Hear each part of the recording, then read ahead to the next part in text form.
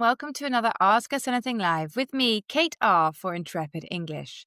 Every Friday, I go live and I talk about a grammar, pronunciation, or vocabulary point to help you, English learner and ambitious professional, to speak English with confidence. This month, just like last month, we are focusing on where confidence in speaking really matters in job interviews. So today I'm going to share 10 power verbs that will instantly make your answers sound more confident, professional, and have a greater impact. So these verbs are perfect when you're talking about your past experiences. They show your skills clearly and make the interviewers remember you for the right answers. So why does it matter to use power words? Well, let's start with a quick question. Imagine the interviewer says to you, "Tell me about your responsibilities in your last job." What do you usually say? I can tell you now, most learners that I talk to when we're doing the job interview course together is that they answer at first with verbs such as I did, I worked on, I helped with. Now, there's nothing wrong with those verbs. They're not incorrect. They're grammatically perfect, but they don't show the full picture of your ability and they don't make you stand out from the crowd. So when you use stronger, more precise verbs, what we call power verbs in English, you show leadership, initiative, and that you get results, which is what the interviewer wants to see. So let me give you 10 power verb examples. The first one is led. This is a classic verb, and it's the past of to lead, and it immediately shows confidence and leadership skills. So you use it whenever you guided a team, a project, or a process.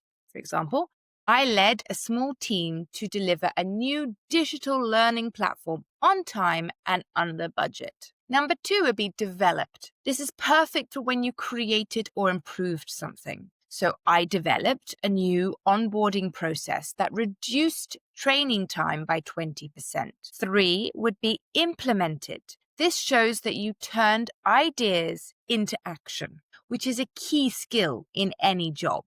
So I implemented a new feedback system that improved team communication. Number 4, coordinated. Now this you have to use when you brought people or processes together. I coordinated communication between our sales and our marketing departments. Improved. This is simple but powerful because it's showing that you get results. You show growth, which is always very important to the interviewer. I improved customer satisfaction by introducing clearer communication templates. The next one is number 6, delivered. Brilliant. This is a fantastic results-focused verb. It tells the interviewer you achieve outcomes, you achieve results, which is what they want. I delivered multiple client projects on schedule, meeting all the requirements. Number 7, streamlined. Use this when you made something more efficient, more effective. I streamlined the reporting processes to save the team several hours per week. Number 8 would be supported.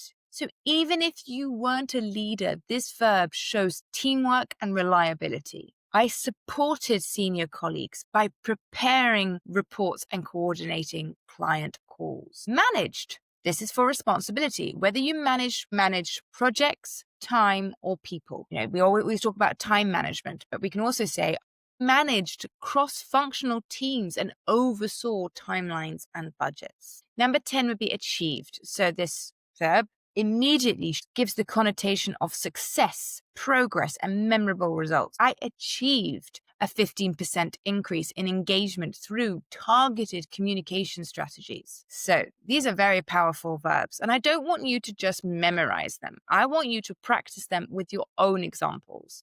I gave examples for each of these verbs, but why don't you now write 3 sentences? Either you can choose 3 verbs and write 3 sentences, or you could even try and write 3 sentences per verb to describe your real achievements. Then record yourself saying them out loud because it's the best way, because you are your own worst critic. And so you can see how natural or professional you sound. This week, I have also written an article, and I will add the link below, explaining how stronger words can have stronger impact.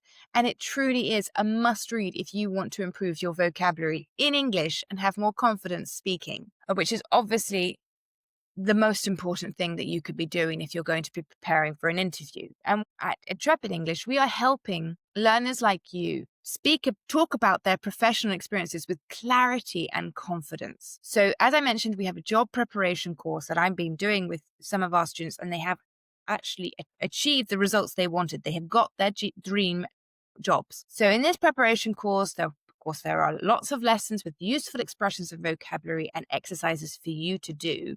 And then you have real interview practice with expert teachers, and obviously personalized feedback on your answers and how we could improve them to make sure that you have the greatest impact. And of course, in every course, you have lots of guidance on phrasing, grammar, and pronunciation. So if you have an interview coming up, or you are planning on starting the interview process, please check out our many articles from this month and last month, and also all the Ask Us Anything videos that I have done on different tips and useful information for job interviews. And of course, if you want to find more about our job interview preparation course that I mentioned, then you can book a £1 trial lesson with me to see what membership with us would work for you and give you access to the job interview course and many other courses that we have in our academy. And finally, I want to leave you with this. Remember, the words you choose tell your story.